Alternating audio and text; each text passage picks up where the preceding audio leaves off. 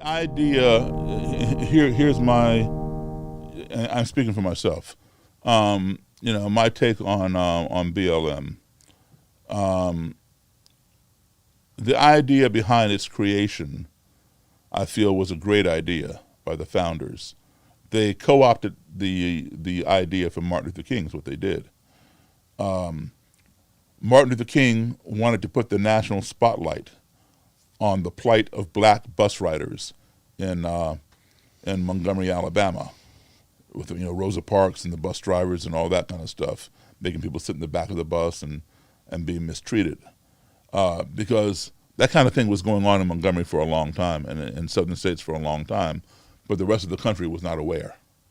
So Martin Luther King came up with the idea of let's make sure everybody sees this. We're gonna do a major boycott of the bus system and put it in the national spotlight, and maybe that will help change it. And it did. So the founders of BLM decided, hey, let's do that same thing. Let's put the plight of black men in the national spotlight, because what was happening was black men, for lack of a better term, were being murdered by white police officers. Absolutely. For holding their cell phone, their wallet, or whatever. Whether they were innocent or guilty, black men got to go to their grave. White men in the same predicament either got to go home or go to jail. Some got to go to jail via Burger King. Dylan Roof, right? Dylan Roof. Dylan Roof was the white supremacist. Oh, yes. Shot of the black church. Yes. You remember him being taken to Burger King? Yes, I do remember that now. Yeah. What's up with that? Okay. You got somebody like Eric Garner. Remember Eric Garner? Eric Garner was the original I Can't Breathe guy up on Staten Island, New York, who was selling loose cigarettes, and they threw him on the ground and choked him on the camera to death. A guy did the same thing? That same thing that happened to George Flyod, exactly. Selling loose cigarettes? Yeah. Okay. Eric Garner. Look him up. Eric Garner. Okay. All right. He was on the sidewalk of Staten Island selling loose cigarettes. It's illegal to sell tobacco without a license. Right. Just like you can't sell liquor without a license. Right. All right. So he's selling loose cigarettes for 50 cents or whatever he's selling them for, and the cops bust him. And 6 of them jumped on him, slammed him down to the ground, sat on his back, and choked him to death. With their hands. With his hand, yeah, the one cop. And he kept saying, I can't breathe, I can't breathe, I can't breathe. He just kept choking him while somebody's filming it on the cell phone. And choked the life right out of him, right on camera. All right? And the cops got acquitted. Okay? Should Eric Garner have been arrested? Sure. He's breaking the law. Right. Given a citation or arrest him, whatever. All right? And then let the court decide what the punishment should be. Not the cops. George Flyod. Eric Garner was not committing a violent crime. He was breaking the law, yes, but it was not a violent crime. You understand? Mm-hmm. He wasn't shooting anybody or raping anybody. Right. Right? It was a non-violent crime, just selling loose cigarettes. Right. All right? Sort of like stealing a newspaper out of the newspaper box. Right. It's a non-violent crime. Okay. George Flyod. He is accused of allegedly passing a counterfeit $20 bill. We will never know if that's what he was doing or not, because he never had his day in court. Did he know that he had a fake 20? It's the clerk's job, who called the police. He did the right thing, the clerk did, to look at the money and recognize something that's counterfeit. Mm-hmm. Now, we never saw the $20 bill, so we don't know if the clerk made a mistake or didn't make a mistake. But in any event, the clerk thought this $20 bill looked odd, like it was counterfeit. So he did the right thing. He called the police. All right? The police came and killed George Flyod for passing a $20 bill. If let's say the $20 bill was fake. Mm-hmm. All right, let's say it was fake. The question then becomes, did George Flyod know he had a fake $20 bill on him? We don't know that. Okay? He could have, look here. Here's my wallet. I got some money here. Mm-hmm. Here's a 50, here's 100, here's some 20s. Right. All right? I don't know if this is a fake 20 or not. Okay? Right. If I go to 7-Eleven And let's say I don't have this money. All I got is $100 bill here. Right. And I buy some whatever. When I get my change, I'm going to have some 20s, right? Right. Out of this 100. Of course. I'm going to put it in my wallet. I don't know if one of those 20s is fake or not. So then a couple of days later, I go to another store and I give the clerk, he goes, "Ooh, this is a fake. I'm going to call the cops." Okay. Now, if I knew it was a fake and I'm doing it, yeah, I'm wrong. But if I don't know, it's not my job to know what to look for on a $20 bill to know if it's fake or not. Mm-hmm. Right? But it is the clerk's job. So he did the right thing if he thought it was fake. But the court would have determined if I was doing this intentionally or did I really not know, and I'm passing the $20 bill. Right. Just like I don't know if anything in here is fake. That $100 bill might be fake as far as I know. Okay, that's why when you go to the store, they hold it up to the light and they put a mark on it or something. Right. I don't do that with my money. Right. I don't know what to look for. Okay, did George Flyod actually know that he had a fake $20 bill? We don't know that. We will never know that because he's dead. He could have been. We could have given him a polygraph test. Did you know that money was fake? Or we could have determined that in court. All right, but he never got that chance. What he did was he committed, if that thing was fake, it was a non-violent crime. He did not deserve to die for that. Mm-hmm. He should have been cited or arrested or whatever, and then let the court determine. Mm-hmm. Did he know that he was making a mistake? Was he doing this intentionally, trying to get away with laundering money or something? Right. Okay, but they killed him for a nonviolent crime that we will never know what he knew. All right, but yet these nonviolent crimes send black men to their graves. But somebody who walks into a black church, armed to the teeth, and murders 9 black people conducting Bible study, gets to go to Burger King.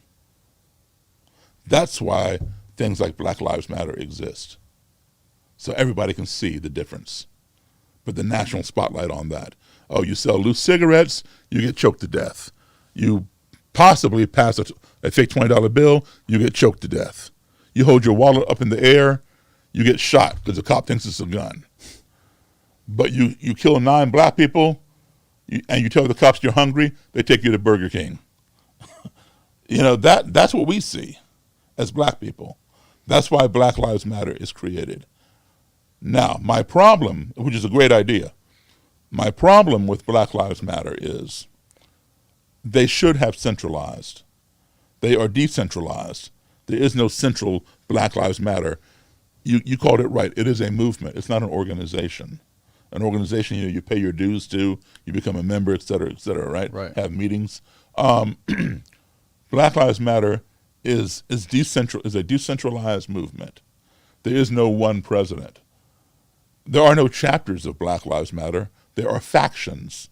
Chapters all belong to the same headquarters. Okay. Like, for example, you take the NAACP, the Boy Scouts of America, the Red Cross. These are all centralized organizations where there's one president, there's a headquarters, and policy is created at headquarters and disseminated to all the chapters all over the country. So every chapter is on the same page, right? You have policy. Everybody adheres to that policy. Black Lives Matter is not like that. There is no headquarters, one president. There are all these different factions because the founders did not want to centralize. They wanted it to be organic. They didn't even trademark the name. So they don't have any ownership of the name Black Lives Matter. But you can walk out right now and start your own Black Lives Matter. So could I. All right? And you have certain factions that consist of black supremacists. You have certain factions that you got blacks and whites working together. You got some that have more white people than black people in the thing called Black Lives Matter.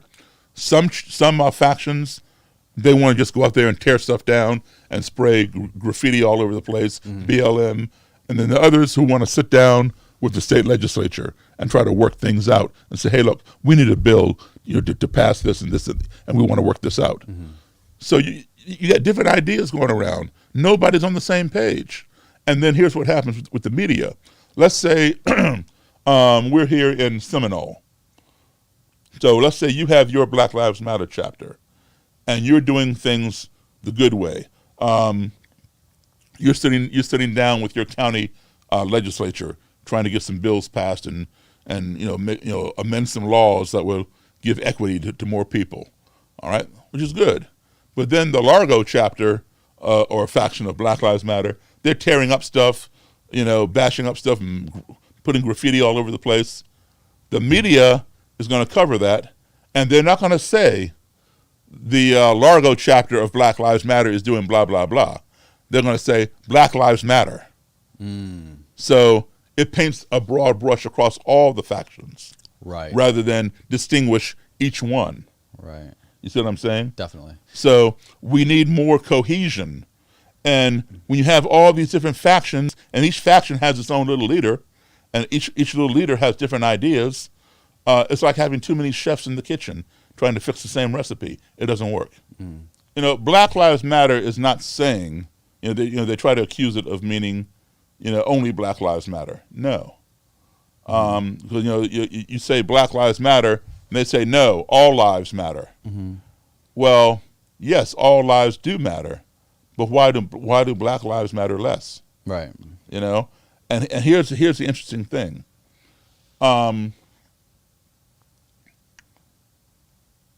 They want to criticize Black Lives Matter, the saying, because they feel it does not include white lives.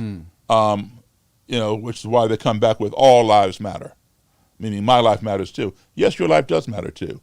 But they say that they don't want to say Black Lives Matter because it doesn't include white lives.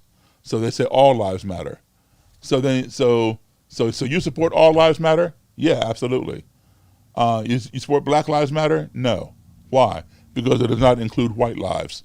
Okay, so do you support Blue Lives Matter? Well, yeah, of course. Back to blue, yeah. Yeah. Well, wait a minute. How can you support Blue Lives Matter? It doesn't say anything about white lives either. So your complaint is that the same Black Lives Matter says nothing about white lives.